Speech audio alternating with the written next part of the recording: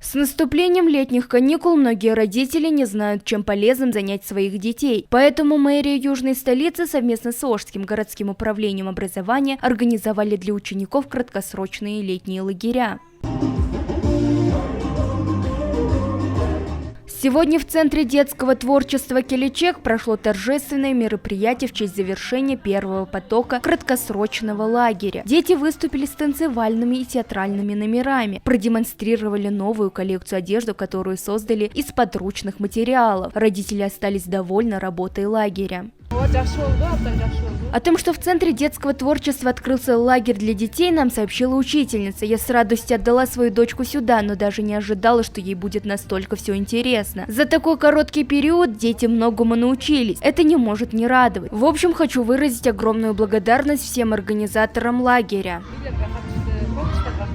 Лагерь продлился всего 7 дней, но дети остались от занятий в восторге. За неделю они приобрели новых друзей, научились рисовать, петь и открыли для себя много нового и интересного. У нас были рисования, танцы, вокалы. Мы научились этим. Нам понравилось очень. И английский язык наша учительница тоже хорошая, и нам понравилось.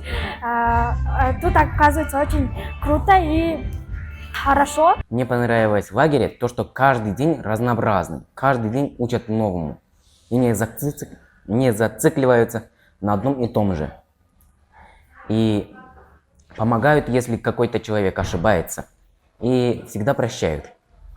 В этом мне понравилось лагерь. В Центре детского творчества «Келечек» был организован лагерь в 2 потока по 200 детей. В этот лагерь были отобраны дети из малоимущих семей и отличники учебы. В основном программа была нацелена на раскрытие в детях творческого потенциала. Мы добавили в программу еще и английский язык, чтобы дети не ограничивались только творческими занятиями. 150 детей отправило к нам Ошское городское управление образования, а 50 детей из нашего центра. В таком месте дети действительно развиваются, общаются друг с другом и каждый день узнают что-то новое. Кроме этого, планируется открытие дневных лагерей в 18 школах города Ош. В лагерях дети будут общаться, развиваться и просто весело проводить летние каникулы.